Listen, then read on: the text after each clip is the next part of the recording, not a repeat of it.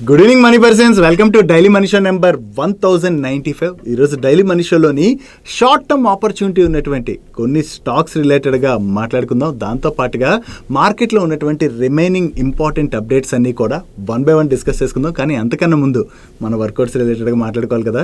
మీ అందరికీ already idea ఉన్నది, ఫాస్టింగ్లో ఉంటున్నా కదా. సో ఫాస్టింగ్లో ఉండడం వల్ల కొంచెం తక్కువ వర్కౌట్ చేస్తున్నా. నిన్న నేను 3 కిలోమీటర్స్ వాక్ చేశాను. మీరేం వర్కౌట్స్ చేశారో కింద కామెంట్ సెక్షన్లో అయితే కామెంట్ చేయండి. ఇంకా డైలీ మనీషలో ఉన్నటువంటి అప్డేట్స్ అన్ని వన్ బై వన్ క్విక్గా డిస్కస్ చేసేద్దాం. ముందుగా మార్కెట్ అప్డేట్ చూసినట్లయితే ఈ రోజు సెషన్ లో సెన్సెక్స్ 287 పాయింట్స్ కరెక్ట్ అయ్యి 83,409 పాయింట్స్ కి క్లోజ్ అయినట్లయితే నిఫ్టీ 88 పాయింట్స్ కరెక్ట్ అయ్యి 25,453 పాయింట్స్ కి క్లోజ్ అయింది. అండ్ ఈ రోజు సెషన్ లో మిడ్ క్యాప్ ఇండెక్స్ 0.15% కరెక్ట్ అయినట్లయితే స్మాల్ క్యాప్ ఇండెక్స్ 0.35% కరెక్ట్ అయింది. అండ్ బ్యాంక్ నిఫ్టీ 0.8% కరెక్ట్ అయింది. అండ్ ఈ రోజు మార్కెట్ రిలేటెడ్ గా మనం మాట్లాడుకోవాలంటే కొన్ని పాజిటివ్ అప్డేట్స్ ఉన్నాయి అండ్ అలాగే ఒక నెగిటివ్ అప్డేట్ కూడా కనబడుతుంది. ముందుగా పాజిటివ్ గురించి చూసినట్లయితే ఈ జూన్ మంత్ లోని 1.85 lakh crores జిఎస్టీ కలెక్షన్స్ అయితే రికార్డ్ అయ్యాయి. ఇయర్ ఆన్ ఇయర్ లో చూసినట్లయితే మన జిఎస్టీ కలెక్షన్స్ లోని 6.2% గ్రోత్ డెలివర్ చేయడం జరిగింది. But April and May month తో కంపేర్ చేస్తే మాత్రం జిఎస్టీ కలెక్షన్స్ అయితే కొంత తగ్గాయి. నో జిఎస్టీ కలెక్షన్స్ కాకుండా యూఎస్ దగ్గర నుంచి కంటిన్యూస్ గా పాజిటివ్ స్టేట్మెంట్స్ వస్తున్నాయి కదా. ఈవెన్ డొనాల్డ్ ట్రంప్ మళ్ళీ మన కంట్రీ రిలేటెడ్ గా మాట్లాడుతూ మన ఇండియాతోని అతి త్వరలోనే ట్రేడ్ డీల్ జరగబోతున్నదని చెప్పి ఆయన దగ్గర నుంచి అయితే స్టేట్మెంట్స్ వచ్చాయి. సో ఆయన దగ్గర నుంచి వస్తున్నటువంటి స్టేట్మెంట్స్ ని బట్టి ఈ ట్రేడ్ డీల్ రిలేటెడ్ గా త్వరగానే 2 కంట్రీస్ దగ్గర నుంచి అనౌన్స్మెంట్ వచ్చేటువంటి అవకాశాలు అయితే కనిపిస్తున్నాయి. వన్స్ ట్రేడ్ డీల్ రిలేటెడ్ గా అనౌన్స్మెంట్ వచ్చినట్లయితే ఏ సెక్టర్స్ కి ఎంత పాజిటివ్ అవుతుంది అన్నది మనకి మరికొంత ఐడియా వచ్చేటువంటి అవకాశం ఉన్నది. కాకపోతే ఒక పక్క మన కంట్రీతోని ట్రేడ్ డీల్ చేసుకుంటామని చెప్తూనే యుఎస్ దగ్గర నుంచి మరొక నెగిటివ్ స్టేట్మెంట్ కూడా వస్తుంది. రష్యా ఉక్రెయిన్ వార్ తర్వాత ఏవైతే కంట్రీస్ రష్యా నుంచి ఎక్కువగా క్రూడ్ ని ఇంపోర్ట్ చేసుకుంటున్నాయో ఆ కంట్రీస్ పైన యుఎస్ 500% టారిఫ్స్ ని విధించడానికి ప్లాన్ చేస్తున్నట్లుగా వేరియస్ మీడియా ప్లాట్ఫామ్స్ అయితే రిపోర్ట్ చేస్తున్నాయి. ఉక్రెయిన్ పైన రష్యా వార్ ఇంటెన్సిటీ తగ్గకపోవడానికి రీజన్ ఏంటంటే కంటిన్యూస్ గా రష్యా దగ్గర నుంచి క్రూడ్ అయితే పర్చేస్ చేస్తూ రష్యా ఇబ్బంది పడకుండా వేరియస్ కంట్రీస్ ఇటువంటి స్టెప్స్ తీసుకున్నాయని. సో దాని వల్లనే రష్యా నుంచి ఎక్కువగా క్రూడ్ ని ఇంపోర్ట్ చేసుకున్నటువంటి కంట్రీస్ ఏవైతే ఉన్నాయో వాటిపైన 500% టారిఫ్స్ విధించడానికి ఇప్పుడు యుఎస్ రెడీ అయినట్లుగా మీడియా ప్లాట్ఫామ్స్ అయితే షేర్ చేస్తున్నాయి. యాక్చువల్లీ రష్యా దగ్గర నుంచి ఎక్కువగా క్రూడ్ ని ఇంపోర్ట్ చేసుకున్నటువంటి కంట్రీస్ చూసినట్లయితే మన India and China both countries Russia నుంచి ఎక్కువగా క్రూడ్ ఆయిల్ అయితే ఇంపోర్ట్ చేసుకున్నాయి. నౌ యుఎస్ విషయంకి వచ్చేసరికి వీళ్ళు ఒక పక్క చైనాతోని ట్రేడ్ డీల్ అయితే ఆల్మోస్ట్ ఫైనల్ అయిపోయిందని చెప్పి రీసెంట్ గానే అనౌన్స్ చేశారు. అండ్ మన ఇండియా విషయంకి వచ్చేసరికి మన ఇండియాతో చేయబోయేటువంటి ట్రేడ్ డీల్ అతి పెద్ద డీల్ అని చెప్పి ట్రంప్ దగ్గర నుంచి కూడా కామెంట్స్ వస్తున్నాయి. నౌ ఈ 2 మేజర్ ఎకానమీస్ తో యుఎస్ ఈ డీల్ సైన్ చేస్తూనే ఇప్పుడు ఈ 2 కంట్రీస్ పైన యుఎస్ 500% టారిఫ్స్ విధించడం సాధ్యమా? యాక్చువల్లీ చెప్పాలంటే ఒక పక్క ట్రేడ్ డీల్ చేసుకుంటూ మరొక పక్క 500% టారిఫ్స్ అని చెప్పి వీళ్ళు అనౌన్స్ చేయడం కూడా కష్టం కదా. అంటే ప్రీవియస్ గా ఏవైతే క్రూడ్ ఇంపోర్ట్ చేసుకున్నారో అది ఓకే, కొత్తగా రష్యా నుంచి క్రూడ్ ఇంపోర్ట్ చేసుకోకూడదు ఎక్కువగా అని చెప్పి ఏమైనా రిస్ట్రిక్షన్స్ విధిస్తారేమో చూడాలి. మరి ఒకవేళ రష్యా నుంచి ఎక్కువగా క్రూడ్ ఇంపోర్ట్ చేసుకోకూడదు ఇక్కడ నుంచి అని చెప్పి యుఎస్ ఏమైనా రిస్ట్రిక్షన్స్ విధించినా కూడా అది మన కంట్రీ రిలేటెడ్ గా కొంత నెగిటివ్ గా చూడొచ్చు. కాకపోతే డొనాల్డ్ ట్రంప్ కి రష్యన్ ప్రెసిడెంట్ అయినటువంటి పుతిన్ తోనైతే కొంత సత్సంబంధాలే ఉన్నాయి. డొనాల్డ్ ట్రంప్ ఇటువంటి డెసిషన్ తీసుకుంటారా లేదా అన్నది ఇప్పుడు ఎవరు కూడా చెప్పలేం. ఈయన దగ్గర నుంచి ఒక్కోసారి ఒకలాంటి స్టేట్మెంట్ వస్తుంది, ఒక్కోసారి అది వెనక్కి తీసుకున్నా అని చెప్తుంటారు. సో అతని దగ్గర నుంచి వచ్చేటువంటి స్టేట్మెంట్స్ ఏవైతే ఉంటాయో అవి మార్కెట్ లో కొంత కన్ఫ్యూజన్ క్రియేట్ చేస్తుంటాయి. బట్ ఇప్పుడు ఉన్నటువంటి పరిస్థితిని బట్టి యుఎస్ అయితే ఇటువంటి స్టెప్ తీసుకోకపోవచ్చు అని చెప్పి అనుకుంటున్నాం. చూడాలి ఏం జరుగుతుంది అన్నది. నెక్స్ట్ ఈ రోజు సెషన్ లోని హెచ్డిబి ఫైనాన్షియల్ సర్వీసెస్ ఐపీఓ అయితే లిస్ట్ అయింది. ఈ రోజు సెషన్ లో బిఎస్సి లోని ఈ స్టాక్ అరౌండ్ 835 రూపీస్ కి లిస్ట్ అయింది. Against IPO price 740 rupees. అక్కడి నుంచి మరికొంత పెరిగి చివరికి ఈ రోజు సెషన్ లో 840 రూపీస్ 90 పైసాకి క్లోజ్ అయింది. డే 1 రోజున ఈ స్టాక్ ఐపీఓ ఇన్వెస్టర్స్ కి 13% పైన రిటర్న్స్ డెలివర్ చేసింది. ఇక్కడ చాలా మందికి ఈ హెచ్డిబి ఫైనాన్షియల్ సర్వీసెస్ రిలేటెడ్ ఒక డౌట్ ఉంటుంది కదా. అంటే ఇప్పుడు ఐపీఓ ప్రైస్ కి ఆల్మోస్ట్ దగ్గరలోనే లిస్ట్ అయింది కదా, స్టిల్ హెచ్డిబి ఫైనాన్షియల్ సర్వీసెస్ లోని ఇన్వెస్ట్ చేయొచ్చా లేదా ఆపర్చునిటీ ఉన్నదా అని చెప్పి ఒక డౌట్ అయితే ఉంటుంది కదా. ఒకవేళ ఈ స్పేస్ లో ఎవరైనా ఇన్వెస్ట్ చేయాలని చూస్తున్నట్లయితే ఒకసారి మనం హెచ్డిబి ఫైనాన్షియల్ సర్వీసెస్ రిలేటెడ్ గా ఐపీఓ వీడియోని రిలీజ్ చేసాం కదా. ఈ ఐపీఓ వీడియోని అయితే చూడడానికి ప్రయత్నించండి. ఈ ఐపీఓ వీడియోలోని మీకు ఈ స్పేస్ లో ఉన్నటువంటి ఆపర్చునిటీ గురించి అండ్ హెచ్డిబి ఫైనాన్షియల్ సర్వీసెస్ గురించి కూడా చాలా డీటెయిల్ గా ఎక్స్ప్లెయిన్ చేయడం జరిగింది. అండ్ అంతేకాకుండా ప్రెసెంట్ చూసినట్లయితే అదే పియర్ కంపారిజన్ మనం చేసి చూసినట్లయితే శ్రీరామ్ ఫైనాన్స్ ఉన్నది కదా, లిస్టెడ్ స్పేస్ లోని ఈ శ్రీరామ్ ఫైనాన్స్ అయితే ప్రెసెంట్ కొంత అట్రాక్టివ్ వాల్యుయేషన్ వాల్యుయేషన్ లో ట్రేడ్ అవుతున్నది. అలా అని చెప్పి HDB financial services good company కాదని కాదు, ఇది హెచ్డిఎఫ్సి గ్రూప్ కి చెందినటువంటి company. Company wise strong company, but still valuations పరంగా మనం చూసినప్పుడు హెచ్డిబి ఫైనాన్షియల్ సర్వీసెస్ కన్నా కూడా శ్రీరామ్ ఫైనాన్స్ అయితే కొంత అట్రాక్టివ్ వాల్యుయేషన్ లో ట్రేడ్ అవుతున్నది. దీని రిలేటెడ్ గా మీకు ఫుల్ ఫ్లెజ్డ్ కంపారిజన్ తోని మనం ఐపీఓ వీడియోలో అయితే క్లియర్ గా ఎక్స్ప్లెయిన్ చేయడం జరిగింది. ఒకవేళ ఎవరైనా మిస్ అయినట్లయితే ఒకసారి ఐపీఓ వీడియోని చూడడానికి ప్రయత్నించండి. ఒకవేళ ఐపీఓ వీడియో చూసినట్లయితే ప్రెసెంట్ ఉన్నటువంటి వాల్యుయేషన్ లో ఏ కంపెనీ బెటర్ అన్నది మీకు ఒక క్లియర్ ఐడియా అయితే వస్తుంది. ఈ ఐపీఓ వీడియోని ఈ రోజు డైలీ మనిషి యొక్క ఎండ్ కార్డ్ లో ఉంచుతాను. మీ ఫ్రీ టైమ్ లో మిస్ అవ్వకుండా చూడడానికి ప్రయత్నించండి. నెక్స్ట్ వీడియో ఇంట్రోలోని ఒక సెక్టర్ లో ఉన్నటువంటి షార్ట్ టర్మ్ ఆపర్చునిటీ గురించి మాట్లాడుకుందాం అనుకున్నాం కదా. యాక్చువల్లీ ఈసారి మన కంట్రీలో చూసినట్లయితే ఎండలు చాలా త్వరగా తగ్గి ఆల్మోస్ట్ మే ఎండింగ్ నుంచే మన కంట్రీలోని చాలా ఏరియాస్ లోని వర్షాలు పడడం అన్నది స్టార్ట్ అయింది. అండ్ ఈ జూన్ మంత్ లో కూడా మనం అబ్జర్వ్ చేసినట్లయితే ఇండియా వైడ్ వర్షాలు బాగానే పడుతున్నాయి. అండ్ ఫోర్కాస్ట్ కూడా ఏమొస్తుందంటే ఈసారి మన కంట్రీలోని వర్షాలు బాగా పడతాయని, దీనివల్ల ఈ సంవత్సరం పంటలు కూడా బాగా పండొచ్చు అని చెప్పి ఎక్స్పెక్టేషన్స్ అయితే వస్తున్నాయి. నో అగ్రికల్చర్ సెక్టర్ బాగా గ్రోత్ డెలివర్ చేసింది అనుకోండి. ఈ గ్రోత్ లోని మనం అబ్జర్వ్ చేసినట్లయితే పంటలు పండించడానికి మనకి మెయిన్ గా ఏం కావాలి, సీడ్స్ కావాలి. దీనివల్ల సీడ్స్ కంపెనీస్ కి బిజినెస్ అవ్వచ్చు. దీంతో పాటుగా పంటలు బాగా పండాలంటే ఆగ్రో కెమికల్స్ కూడా చాలా ఇంపార్టెంట్ కదా. సో దీనివల్ల ఈ ఆగ్రో కెమికల్ సెక్టర్ లోని బిజినెస్ ఆపరేట్ చేసేటువంటి కంపెనీస్ కి అయితే ఈసారి ఈ సీజన్ లోని బాగానే బిజినెస్ జరిగేటువంటి అవకాశం అయితే కనిపిస్తుంది. ఒకవేళ ఎక్స్పెక్టేషన్స్ ఏ విధంగా అయితే ఉన్నాయో ఆ విధంగా ఈసారి కనుక మన కంట్రీలో పంటలు బాగా పండినట్లయితే దానివల్ల ఈ కంపెనీస్ యొక్క సేల్స్ అయితే బాగా పెరిగేటువంటి అవకాశం ఉండడంతోనే లాస్ట్ ఫ్యూ డేస్ నుంచి ఈ ఆగ్రో కెమికల్ బిజినెస్ చేసేటువంటి ఆస్టెక్ కావచ్చు, ధనుక అగ్రిటెక్ కావచ్చు అండ్ హెరన్బా కావచ్చు, దీంతో పాటుగా మల్టిపుల్ ఆగ్రో కెమికల్ స్టాక్స్ లో అయితే కొంత పాజిటివ్ మూమెంటం కనపడుతుంది. ఒకవేళ ఎక్స్పెక్టేషన్స్ ఏ విధంగా ఉన్నాయో అదే విధంగా గనక ఈసారి జరిగినట్లయితే ఈ కంపెనీస్ కి అయితే షార్ట్ టర్మ్ లోని మంచి బిజినెస్ జరిగేటువంటి అవకాశాలు అయితే కనిపిస్తున్నాయి. డైలీ మార్కెట్లో వచ్చేటువంటి ఇటువంటి ఇంపార్టెంట్ ఇన్ఫర్మేషన్ ని మీతో డీటెయిల్ గా షేర్ చేయడానికి మన టీం పెడుతున్నటువంటి ఎఫర్ట్స్ వీడియో చూస్తున్న ఏ పాయింట్ ఆఫ్ టైంలో అయినా మీకు హెల్ప్ఫుల్ అయినట్లయితే మన వీడియోని మర్చిపోకుండా లైక్ చేయడానికి ప్రయత్నించండి. అండ్ మీరిదే ఫస్ట్ టైం మన మనీ పర్స్ ఛానల్కి వచ్చినట్లయితే మా నుంచి వచ్చేటువంటి ఇంట్రెస్టింగ్ వీడియోస్ని రెగ్యులర్గా ఫాలో అవడానికి మన ఛానల్ని సబ్స్క్రైబ్ చేసుకుంటూ పక్కన ఉన్న బెల్ ఐకాన్లోని ఆల్ నోటిఫికేషన్స్ యాక్టివేట్ చేసుకోండి. నెక్స్ట్ జీఎస్టీ కౌన్సిల్ త్వరలోనే కొన్ని జీఎస్టీ స్లాబ్స్ అయితే చేంజ్ చేసేటువంటి అవకాశం ఉన్నట్లుగా వేరియస్ మీడియా ప్లాట్ఫామ్స్ అయితే ఈ రోజు రిపోర్ట్ చేస్తున్నాయి. దీనిలో భాగంగా సిగరెట్స్ అండ్ కార్బొనేటెడ్ డ్రింక్స్ ఏవైతే ఉంటాయో వాటిపైన జీఎస్టీ స్లాబ్స్ ని 12% నుంచి 5% వరకు తగ్గించేటువంటి అవకాశం ఉన్నదని, వీటితో పాటు మరికొన్ని జీఎస్టీ స్లాబ్స్ కూడా చేంజ్ చేయొచ్చు అని చెప్పి వీళ్ళు రిపోర్ట్ చేస్తున్నారు. ఒకవేళ సిగరెట్స్ అండ్ కార్బొనేటెడ్ డ్రింక్స్ పైన జీఎస్టీని కనుక పెంచినట్లయితే అది cigarette manufacturing companies like ITC and Godfrey Phillips లాంటి కంపెనీస్ కి అయితే నెగిటివ్ గా చూడొచ్చు. ఒకవేళ కార్బొనేటెడ్ డ్రింక్స్ పైన జీఎస్టీని కనుక పెంచినట్లయితే అది వరుణ్ బెవరేజెస్ వాళ్ళ రిలేటెడ్ గా నెగిటివ్ కానుంది. ఈవెన్ వరుణ్ బెవరేజెస్ తో పాటుగా రిలయన్స్ ఇండస్ట్రీస్ వాళ్ళు కూడా వాళ్ళ కంపా బ్రాండ్ తోని సాఫ్ట్ డ్రింక్స్ అయితే సెల్ చేస్తుంటారు కదా. సో దాని వల్ల రిలయన్స్ వాళ్ళకి కూడా కొంతవరకు ఇది మనం నెగిటివ్ గానే చూడొచ్చు. వీటితో పాటు ఫుడ్ ఐటమ్స్ పైన కొంత జీఎస్టీని కనుక తగ్గించినట్లయితే ఎఫ్ఎంసీజీ కంపెనీస్ కి మనం పాజిటివ్ గా చూడొచ్చు. And even toothpaste related గా కూడా జీఎస్టీని తగ్గించినట్లయితే ఈ టూత్ పేస్ట్ మ్యానుఫ్యాక్చర్ చేసేటువంటి కంపెనీస్ ఉంటాయి కదా, అటువంటి కంపెనీస్ కి అయితే ఇది పాజిటివ్ కానుంది. ఈ సిగరెట్స్ పైన గవర్నమెంట్ జీఎస్టీని పెంచొచ్చు అని చెప్పి ప్రీవియస్ గా కూడా మల్టిపుల్ టైమ్స్ న్యూస్ లో వచ్చినా కూడా గవర్నమెంట్ అయితే ఇటువంటి స్టెప్ ఇప్పటి వరకు తీసుకోలేదు. ఈసారి జీఎస్టీ కౌన్సిల్ దీని రిలేటెడ్ గా ఏమైనా అడుగులు వేస్తుందేమో చూడాలి. నెక్స్ట్ సెంట్రల్ గవర్నమెంట్ పిఎం ఈ డ్రైవ్ స్కీమ్ లో భాగంగా 10,900 ఎలక్ట్రిక్ బస్సెస్ ని ప్రొక్యూర్ చేసేందుకు గాను టెండర్ నైతే ఫ్లోట్ చేయడం జరిగింది. ఈ 10,900 బస్సెస్ లో కూడా 4,500 బస్సెస్ ని బెంగళూరు సిటీకి అలోకేట్ చేస్తున్నట్లయితే 2,800 బస్సెస్ ని ఢిల్లీకి అలోకేట్ చేయబోతున్నారు. అండ్ 2,000 బస్సెస్ ని హైదరాబాద్ కి అలోకేట్ చేయబోతున్నట్లయితే అహ్మదాబాద్ కి ఒక 1,000 బస్సెస్ ని అండ్ సూరత్ కి 600 బస్సెస్ ని అలోకేట్ చేయడం జరిగింది. అండ్ కొత్తగా ఫ్లోట్ చేసినటువంటి ఈ టెండర్ లోని various electric buses manufacturing companies అయితే పార్టిసిపేట్ చేస్తాయి కదా. దీనిలో భాగంగా ఏ కంపెనీస్ కి అయితే ఈ బస్సెస్ ఆర్డర్స్ రాబోతున్నాయో ఆ ఎలక్ట్రిక్ బస్సెస్ కంపెనీస్ రిలేటెడ్ గా మనం పాజిటివ్ గా చూడొచ్చు. ఈ స్పేస్ లో మనం చూడాలంటే ఎలక్ట్రా గ్రీన్ కావచ్చు, జేబీఎం ఆటో కావచ్చు, వీళ్ళైతే అగ్రెసివ్ గా వర్క్ చేస్తూ ఉంటారు. ఈ బిడ్స్ ఏవైతే ఉన్నాయో ఈ బిడ్స్ ఆగస్ట్ 12th రోజున ఓపెన్ అవబోతున్నాయి. సో ఆగస్ట్ 12th రోజున ఈ బిడ్స్ ఓపెన్ అవుతాయి కాబట్టి ఆ రోజు మనకి ఏ కంపెనీస్ కి ఈ బస్సెస్ ఆర్డర్స్ వచ్చాయన్నది ఒక క్లారిటీ రాబోతుంది.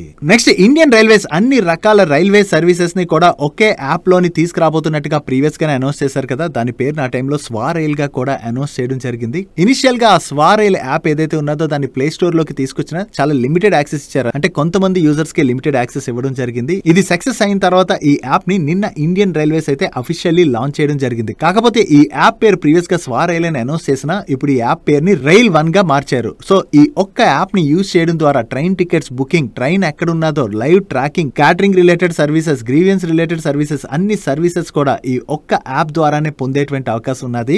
ఈ యాప్ అయితే మనకి ఇప్పుడు ప్లే స్టోర్ లోను అండ్ అలాగే యాప్ స్టోర్ లోను కూడా అవైలబుల్ లోకి తీసుకొచ్చారు. కాబట్టి మీరు ఎవరైనా ఈ సూపర్ యాప్ ని యూస్ చేసుకోవాలనుకున్నట్లయితే హ్యాపీగా డౌన్లోడ్ చేసుకుని యూస్ చేసుకోవచ్చు. సో అన్ని రకాల రైల్వే సర్వీసెస్ ఒకే యాప్ లో తీసుకురావడం అనేది గుడ్ స్టెప్ కింద చూడొచ్చు. లేదంటే మనం మల్టిపుల్ యాప్స్ ని డౌన్లోడ్ చేసి ఆ సర్వీసెస్ అన్ని చెక్ చేసుకోవాల్సి వచ్చేది. బట్ ఇప్పుడు అన్ని ఒకే యాప్ లో ఉంటాయి కాబట్టి this is best for railway users. And ఈ యాప్ రిలేటెడ్ గా మీరేమనుకుంటున్నారంటే ఇది ఎంతవరకు మనకి యూస్ఫుల్ అవుతుంది అనుకుంటున్నారో కింద కామెంట్ సెక్షన్ లోని మీ అభిప్రాయాన్ని షేర్ చేయడానికి ప్రయత్నించండి. నెక్స్ట్ ఏషియన్ పెయింట్స్ పైన కాంపిటీషన్ కమిషన్ ఆఫ్ ఇండియా వాళ్ళు ఇన్వెస్టిగేషన్ చేయడానికి అయితే ఆదేశించడం జరిగింది. అసలు ఏషియన్ పెయింట్స్ పైన ఎందుకు ఇన్వెస్టిగేషన్ చేయాలి, ఏషియన్ పెయింట్స్ ఏం తప్పు చేసిందని చెప్పి డౌట్ వస్తుంది కదా.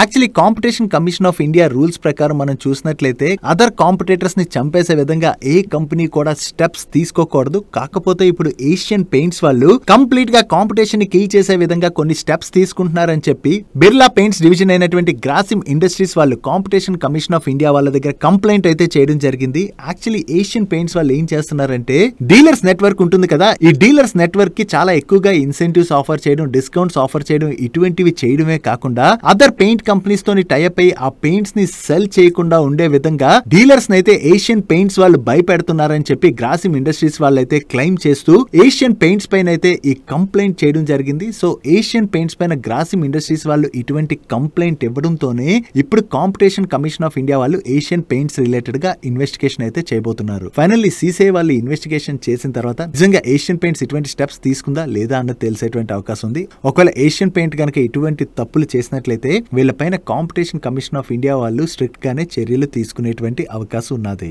యాక్చువల్లీ ఆల్రెడీ పెయింట్ ఇండస్ట్రీ అయితే స్ట్రగుల్ అవుతూనే ఉన్నది. ఎప్పుడైతే బిర్లా గ్రూప్ వాళ్ళు ఈ పెయింట్ సెక్టర్ లోకి ఎంటర్ అయ్యారో అక్కడి నుంచి కూడా కాంపిటీషన్ భయంకరంగా పెరిగిపోవడంతో ఈ పెయింట్ కంపెనీస్ యొక్క మార్జిన్స్ పైన ఆల్రెడీ ప్రెషర్ చూస్తున్నాం. నౌ ఏషియన్ పెయింట్స్ వాళ్ళు వీళ్ళ మార్కెట్ షేర్ ని కోల్పోకుండా ఉండడానికి మైట్ బి ఇటువంటివి ఏమైనా చేశారా అన్నది మనం చూడవలసి ఉన్నది. నెక్స్ట్ ఆర్బిఎల్ బ్యాంక్ రిలేటెడ్ గా ఈ రోజు వేరియస్ మీడియా ప్లాట్ఫామ్స్ లోని ఒక ఇంపార్టెంట్ న్యూస్ అయితే వచ్చింది. ఈ ఆర్బిఎల్ బ్యాంక్ లోని సిగ్నిఫికెంట్ మైనారిటీ స్టేక్ ని కొనడానికని చెప్పి దుబాయ్ గవర్నమెంట్ కి చెందిన ఎమిరేట్స్ ఎన్బిడి బ్యాంక్ వాళ్ళైతే ప్రయత్నిస్తున్నట్లుగా ఎకనామిక్ టైమ్స్ వాళ్ళు వాళ్ళ సోర్సెస్ ద్వారా తెలిసినటువంటి ఇన్ఫర్మేషన్ ని షేర్ చేశారు. యాక్చువల్లీ ఆర్బిఎల్ బ్యాంక్ లోని ఈ స్టేక్ ని అక్వైర్ చేయడం ద్వారా ఏషియాలోని వాళ్ళ ఫుట్ ప్రింట్స్ ని ఎక్స్పాండ్ చేసుకోవడానికి వీళ్ళు ప్రయత్నిస్తున్నట్టుగా ఈ న్యూస్ అయితే పబ్లిష్ చేయడం జరిగింది. ఎప్పుడైతే ఆర్బిఎల్ బ్యాంక్ లోని దుబాయ్ గవర్నమెంట్ కి చెందిన ఎమిరేట్స్ ఎన్బిడి బ్యాంక్ వాళ్ళు ఈ స్టేక్ అక్వైర్ చేస్తారని న్యూస్ వచ్చిందో దాంతోనే మార్నింగ్ ఆర్బిఎల్ బ్యాంక్ అయితే పాజిటివ్ గా రియాక్ట్ అయింది. కానీ దాని తర్వాత ఆర్బిఎల్ బ్యాంక్ వాళ్ళు ఈ న్యూస్ రిలేటెడ్ గా మీడియా ప్లాట్ఫామ్స్ తోని రెస్పాండ్ అవుతూ ఈ ఎమిరేట్స్ ఎన్బిడి బ్యాంక్ వాళ్ళు ఆర్బిఎల్ బ్యాంక్ లో స్టేక్ కొనడానికి అని చెప్పి డిస్కషన్స్ నడుస్తున్నాయని చెప్పి ఏదైతే న్యూస్ సర్క్యులేట్ అవుతున్నదో అది జస్ట్ స్పెక్యులేటివ్ న్యూస్ మాత్రమే, ఇది కరెక్ట్ న్యూస్ కాదని చెప్పి వాళ్ళు కొట్టిపడేయడం జరిగింది. సో ఎప్పుడైతే ఈ న్యూస్ కరెక్ట్ కాదని చెప్పి ఆర్బిఎల్ బ్యాంక్ దగ్గర నుంచి కన్ఫర్మేషన్ వచ్చిందో దాని తర్వాత స్టాక్ లోని కొంత ప్రెషర్ అయితే చూసాం. డైలీ మార్కెట్ లో వచ్చేటువంటి ఇటువంటి ఇంపార్టెంట్ అప్డేట్స్ ని మీతో డీటెయిల్ గా షేర్ చేయడానికి మన మనీ పర్స్ టీమ్ ఏవైతే ఎఫర్ట్స్ పెడుతుందో ఆ ఎఫర్ట్స్ కనుక మీకు హెల్ప్ఫుల్ అవుతున్నట్లయితే మన వీడియోను మర్చిపోకుండా లైక్ చేయడానికి ప్రయత్నించండి. నెక్స్ట్ సిగాచి ఇండస్ట్రీస్ వాళ్ళకి చెందినటువంటి Hyderabad Pashamylaram manufacturing plant లోని రియాక్టర్ పేలడం తో 25 మంది వరకు చనిపోయినట్టుగా మొన్న న్యూస్ వీడియోలో మనం మాట్లాడుకున్నాం కదా. ఫైనల్లీ సిగాచి ఇండస్ట్రీస్ వాళ్ళ దగ్గర నుంచి దీని రిలేటెడ్ గా అఫీషియల్ గా ఎక్స్చేంజెస్ కి అయితే అప్డేట్ వచ్చింది. అన్ఫార్చునేట్లీ ఈ ఫైర్ యాక్సిడెంట్ లోని 40 మంది చనిపోయారంట అండ్ 33 మందికి గాయాలైనట్లుగా వీళ్ళు అప్డేట్ చేస్తున్నారు. చనిపోయిన వాళ్ళందరూ ఆత్మకి శాంతి చేకూరాలని కోరుకుందాం అండ్ ఎవరైతే గాయపడ్డారో వాళ్ళైతే త్వరగా కోలుకోవాలని చెప్పి ఆ భగవంతుని ప్రార్థిద్దాం. అండ్ ఈ మ్యానుఫాక్చరింగ్ ప్లాంట్ లో జరిగినటువంటి ఫైర్ యాక్సిడెంట్ యాక్చువల్లీ రియాక్టర్ పేలడంతో జరిగిందని చెప్పి న్యూస్ వచ్చింది కదా, అది కరెక్ట్ న్యూస్ కాదు. దీని రిలేటెడ్ గా మేమైతే ఎంక్వైరీ చేస్తున్నాం అండ్ అప్డేట్స్ అన్ని ఎక్స్చేంజెస్ కి చేస్తామని అండ్ అంతేకాకుండా ఈ ఫైర్ యాక్సిడెంట్ లో చనిపోయినటువంటి వాళ్ళ ఫ్యామిలీస్ కి 1 crore వరకు వీళ్ళు ఎక్స్గ్రేషన్ అనౌన్స్ చేశారు అండ్ గాయపడినటువంటి వాళ్ళందరికీ కూడా మెడికల్ ట్రీట్మెంట్ రిలేటెడ్ గా కంపెనీ అయితే ఫుల్ ఫ్లెజ్ గా సపోర్ట్ చేస్తుందని అండ్ ఇక్కడ ఫైర్ యాక్సిడెంట్ జరగడంతో ఈ మ్యానుఫాక్చరింగ్ ప్లాంట్ ని కూడా 90 days మూసివేస్తున్నట్టుగా వీళ్ళైతే ఎక్స్చేంజెస్ కి అప్డేట్ చేస్తున్నారు. యాక్చువల్లీ ఈ ఇష్యూ పైన తెలంగాణ చీఫ్ మినిస్టర్ అయినటువంటి రేవంత్ రెడ్డి గారు కూడా మీడియాలో మాట్లాడుతుంటే నిన్న న్యూస్ చూశాను. ఆయన మీడియాలో మాట్లాడుతూ కూడా కొంత సీరియస్ గానే రియాక్ట్ అయ్యారు. అంటే సేఫ్టీ ప్రికాషన్స్ అవి తీసుకోకుండా అసలు ఎలాగా మ్యానుఫాక్చరింగ్ ప్లాంట్స్ ఆపరేట్ చేస్తున్నారు ఈ రకంగా ఆయన అయితే రెస్పాండ్ అయ్యారు. యాక్చువల్లీ గవర్నమెంట్స్ కూడా ఇలాంటి మ్యానుఫాక్చరింగ్ ప్లాంట్స్ ఏవైతే ఉంటాయో ఆ మ్యానుఫాక్చరింగ్ ప్లాంట్స్ లోని స్ట్రిక్ట్ సేఫ్టీ మెజర్స్ తీసుకునే విధంగా కంపెనీస్ అయితే ఫోర్స్ చేయాలి. లేదంటే ఈ మధ్యన మనం చూసినట్లయితే చాలా చోట్ల మ్యానుఫాక్చరింగ్ ప్లాంట్స్ లోని ఫైర్ యాక్సిడెంట్ జరిగి కొంతమంది ప్రాణాలు కోల్పోతున్నారు. ప్రాణం పోతే ఆ వ్యక్తిని ఎవరు కూడా తిరిగి తీసుకురాలేరు కదా. సో అందుకని ప్రతి ఒక్క కంపెనీ కూడా ఐదర్ కెమికల్ కంపెనీ కావచ్చు, ఫార్మా కంపెనీ కావచ్చు, ఇలాంటి ఇష్యూస్ జరిగేటువంటి కంపెనీస్ ఏవైతే ఉంటాయో అటువంటి కంపెనీస్ అన్ని కూడా కూడా పక్కాగా సేఫ్టీ మెజర్స్ తీసుకునే విధంగా గవర్నమెంట్స్ కూడా స్టెప్స్ తీసుకోవాల్సి ఉన్నది. Next project consultancy services provide చేసేటువంటి PSU కంపెనీ అయిన NBCC వాళ్ళకి FDCM గోర్వేడా జూ లిమిటెడ్ వాళ్ళ దగ్గర నుంచి కొత్తగా ఒక కాంట్రాక్ట్ వచ్చింది. ఈ contract value approximately 355 crores and ఈ కాంట్రాక్ట్ లో భాగంగా వీళ్ళు African zoo, safari plaza, animal hospital and quarantine ఫెసిలిటీతో పాటు అదర్ అలైడ్ వర్క్స్ రిలేటెడ్ గా project management and supervision services అయితే అందించవలసి ఉన్నది. సో వీళ్ళు కొత్తగా ఏదైతే ఈ కాంట్రాక్ట్ విన్నారో ఇది NBCC వాళ్ళ రిలేటెడ్ గా మనం పాజిటివ్ గా చూడొచ్చు. Next infrastructure engineering and construction company అయినటువంటి ఆఫ్కాన్ ఇన్ఫ్రాస్ట్రక్చర్ లిమిటెడ్ వాళ్ళకి రిలయన్స్ ఇండస్ట్రీస్ లిమిటెడ్ వాళ్ళ దగ్గర నుంచి కొత్తగా ఒక కాంట్రాక్ట్ అయితే విన్నారు. ఈ కాంట్రాక్ట్ లో భాగంగా వీళ్ళు గుజరాత్ జామ్ నగర్ లోని civil and structural erection works అయితే చేయవలసి ఉన్నది అండ్ ఈ contract value approximately 175 crores. Next real estate company అయినటువంటి కీ స్టోన్ రియల్టర్స్ వాళ్ళ రిలేటెడ్ గా ఒక పాజిటివ్ అప్డేట్ ఉన్నది. వీళ్ళకి అంధేరి వెస్ట్ లో ఉన్నటువంటి 8 హౌసింగ్ సొసైటీస్ యొక్క రీడెవలప్మెంట్ ప్రాజెక్ట్ కోసం అని చెప్పి ఈ 8 హౌసింగ్ సొసైటీస్ కూడా వీళ్ళని సెలెక్ట్ చేసుకున్నట్లుగా అండ్ దీని యొక్క గ్రాస్ డెవలప్మెంట్ వాల్యూ 3000 crores గా వీళ్ళు అప్డేట్ చేస్తున్నారు. దీనిలోని 5 హౌసింగ్ సొసైటీస్ తోని ఆల్రెడీ వీళ్ళు డెవలప్మెంట్ అగ్రిమెంట్ కూడా ఎగ్జిక్యూట్ చేసేసామని అండ్ రిమైనింగ్ 3 సొసైటీస్ తో కూడా త్వరలోనే డెవలప్మెంట్ అగ్రిమెంట్ సైన్ చేయబోతున్నట్టుగా వీళ్ళ మేనేజ్మెంట్ అయితే షేర్ చేస్తుంది. సో వీళ్ళు కొత్తగా ఏవైతే ఈ రీడెవలప్మెంట్ ప్రాజెక్ట్స్ విన్నారో ఇది కీ స్టోన్ రియల్టర్స్ వాళ్ళ రిలేటెడ్ గా మనం పాజిటివ్ గా చూడొచ్చు. దీంతోనే ఈ రోజు సెషన్ లో స్టాక్ పాజిటివ్ గా రియాక్ట్ అయింది. నెక్స్ట్ సాయి సిల్క్స్ లిమిటెడ్ అదే కళామందిర్ వాళ్ళు వాళ్ళ Q1 బిజినెస్ అప్డేట్ అయితే రిలీజ్ చేశారు. లాస్ట్ ఇయర్ Q1 లోని వీళ్ళు 267 crores టర్న్ ఓవర్ చేసినట్లయితే ఈ Q1 లో వీళ్ళు 379 crores టర్న్ ఓవర్ చేశారు. అంటే ఇయర్ ఆన్ ఇయర్ లో చూసినట్లయితే వీళ్ళ టర్న్ ఓవర్ లోని 42% గ్రోత్ డెలివర్ చేయడం జరిగింది. అండ్ ఈ క్వార్టర్ లోని వీళ్ళ 69th స్టోర్ ని కర్ణాటకలో అయితే ఆల్రెడీ ఓపెన్ చేసామని అండ్ దీంతో పాటుగా మరొక 4 న్యూ స్టోర్స్ ని అయితే వీళ్ళు త్వరలో లాంచ్ చేయబోతున్నట్టుగా అండ్ దాని యొక్క వర్క్ కూడా అండర్ ప్రాసెస్ లో ఉన్నట్టుగా వీళ్ళు షేర్ చేస్తున్నారు. ఈ 4 స్టోర్స్ మనం చూసినట్లయితే ఒకటి ఆంధ్రప్రదేశ్ లో, మరొకటి తమిళనాడులో, మరొకటి కర్ణాటక అండ్ తెలంగాణలో ఒక స్టోర్ ని వీళ్ళు లాంచ్ చేయబోతున్నట్టుగా అప్డేట్ చేస్తున్నారు. సో ఓవరాల్ గా ఈ క్వార్టర్ లో వీళ్ళ టర్న్ ఓవర్ లో మంచి గ్రోత్ డెలివర్ చేయడంతో పాటుగా వీళ్ళ స్టోర్ ఎక్స్పాన్షన్ రిలేటెడ్ గా కూడా ఈ అప్డేట్ చేయడంతోనే ఈ రోజు సెషన్ లో సాయి సిల్క్ స్టాక్ లో మనకి పాజిటివ్ మూమెంటం కనపడింది. నెక్స్ట్ లీడింగ్ 2-wheeler మ్యానుఫ్యాక్చర్ అయినటువంటి TVS మోటార్స్ వాళ్ళు వీళ్ళ TVS iQube మోడల్ ఉన్నది కదా, ఈ TVS iQube మోడల్ లోని కొత్త వేరియంట్ ని లాంచ్ చేశారు. ఈ కొత్త వేరియంట్ 3.1 kWh తో వస్తుంది అండ్ దీని యొక్క రేంజ్ 123 kilometers గా వీళ్ళు క్లెయిమ్ చేస్తున్నారు. సో ఈ కొత్త వేరియంట్ ఏదైతే వీళ్ళు లాంచ్ చేశారో ఆ వేరియంట్ కి మార్కెట్ లో మంచి రెస్పాన్స్ వచ్చి సేల్స్ గానీ బాగా జరిగాయి అనుకోండి, అది TVS మోటార్స్ వాళ్ళకి పాజిటివ్ కానుంది. నెక్స్ట్ L&T టెక్నాలజీ సర్వీసెస్ వాళ్ళని కమర్షియల్ వెహికల్స్ మ్యానుఫ్యాక్చర్ చేసేటువంటి ట్రాటన్ గ్రూప్ వాళ్ళు పార్ట్నర్ గా సెలెక్ట్ చేసుకోవడం జరిగింది. దీనిలో భాగంగా ఈ ట్రాటన్ గ్రూప్ వాళ్ళు వీళ్ళ ఓవరాల్ మ్యానుఫ్యాక్చరింగ్ లోని 2029 కల్లా వాళ్ళ బ్యాటరీ ఎలక్ట్రిక్ వెహికల్ షేర్ అయితే పెంచుకోవడానికి ప్రయత్నిస్తున్నారు. ఈ R&D ట్రాన్స్ఫర్మేషన్ రిలేటెడ్ గా L&T టెక్నాలజీ సర్వీసెస్ వాళ్ళు ట్రాటన్ గ్రూప్ వాళ్ళకి ఈ LTTS యొక్క మొబిలిటీ సెగ్మెంట్ ద్వారా సపోర్ట్ సర్వీసెస్ ని ప్రొవైడ్ చేయబోతున్నట్టుగా షేర్ చేస్తున్నారు. సో కొత్తగా LTTS వాళ్ళని ట్రాటన్ గ్రూప్ వాళ్ళు ఏదైతే పార్ట్నర్ గా సెలెక్ట్ చేసుకున్నారో ఇది LTTS వాళ్ళ రిలేటెడ్ గా మనం పాజిటివ్ గా చూడొచ్చు. నెక్స్ట్ వేరియస్ ఎంటర్ప్రైజెస్ కి financial services and products offer చేసేటువంటి జాగిల్ ప్రీపెయిడ్ వాళ్ళ రిలేటెడ్ ఒక పాజిటివ్ అప్డేట్ ఉన్నది. వీళ్ళకి DTDC ఎక్స్ప్రెస్ లిమిటెడ్ దగ్గర నుంచి కొత్తగా ఒక కాంట్రాక్ట్ అయితే విన్నారు. ఈ కాంట్రాక్ట్ లో భాగంగా ఈ DTDC ఎక్స్ప్రెస్ లిమిటెడ్ వాళ్ళకి వీళ్ళు 5 years పాటు జాగిల్ జోయర్ అండ్ జాగిల్ సేవ్ సర్వీసెస్ ని ఆఫర్ చేయవలసి ఉన్నది. వీళ్ళు ఇలా కంటిన్యూస్ గా ఏవైతే కాంట్రాక్ట్స్ విన్ అవుతున్నారో ఇది జాగిల్ వాళ్ళ రిలేటెడ్ గా మనం పాజిటివ్ గా చూడొచ్చు. నెక్స్ట్ PSU కంపెనీ అయినటువంటి రైట్స్ వాళ్ళ రిలేటెడ్ గా 2 అప్డేట్స్ ఉన్నాయి. దీనిలో ఫస్ట్ అప్డేట్ వీళ్ళు సౌత్ వెస్టర్న్ రైల్వే దగ్గర నుంచి వీళ్ళు జాయింట్ వెంచర్ కంపెనీ అయితే ఒక కాంట్రాక్ట్ ని విన్ అయింది అండ్ ఈ కాంట్రాక్ట్ లో భాగంగా తుమ్కూర్ స్టేషన్ లోని వీళ్ళు రీడెవలప్మెంట్ వర్క్స్ అయితే చేయవలసి ఉన్నది. దీంతో పాటుగా వీళ్ళు మరొక ఆర్డర్ ని కూడా విన్నారు. ఈ ఆర్డర్ వీళ్ళకి ఆఫ్రికన్ రైల్ కంపెనీ దగ్గర నుంచి వచ్చింది. ఈ contract value approximately 30 crores and ఈ కాంట్రాక్ట్ లో భాగంగా మీకు ఇక్కడ కనపడుతున్నటువంటి వేరియస్ వర్క్స్ అయితే వీళ్ళు చేయవలసి ఉన్నది. టోటల్ గా ఈ 2 కాంట్రాక్ట్స్ విన్ అయ్యారన్న అప్డేట్ తోనే ఈ రోజు సెషన్ లో ఈ స్టాక్ పాజిటివ్ గా రియాక్ట్ అయింది. నెక్స్ట్ వేరియస్ ఇన్ఫ్రా వర్క్స్ చేసేటువంటి సీగల్ వాళ్ళ రిలేటెడ్ గా ఒక పాజిటివ్ అప్డేట్ ఉన్నది. వీళ్ళ సబ్సిడరీ కంపెనీకి national highway authority of India వాళ్ళ దగ్గర నుంచి ఒక కాంట్రాక్ట్ అయితే విన్నారు. Contract value approximately 1200 crores and ఈ కాంట్రాక్ట్ లో భాగంగా వీళ్ళు నార్థన్ అయోధ్య బైపాస్ రోడ్ ని కన్స్ట్రక్ట్ చేయవలసి ఉన్నది. వీళ్ళు కొత్తగా ఏదైతే ఈ కాంట్రాక్ట్ విన్నారో అది సీగల్ వాళ్ళ రిలేటెడ్ గా మనం పాజిటివ్ గా చూడొచ్చు.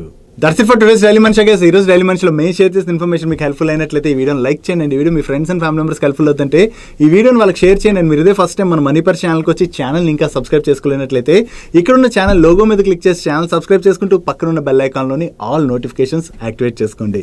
నేను చంద్రశేఖర్ పత్రి మరొక ఇంట్రెస్టింగ్ వీడియోతో కలుద్దాం. Good night.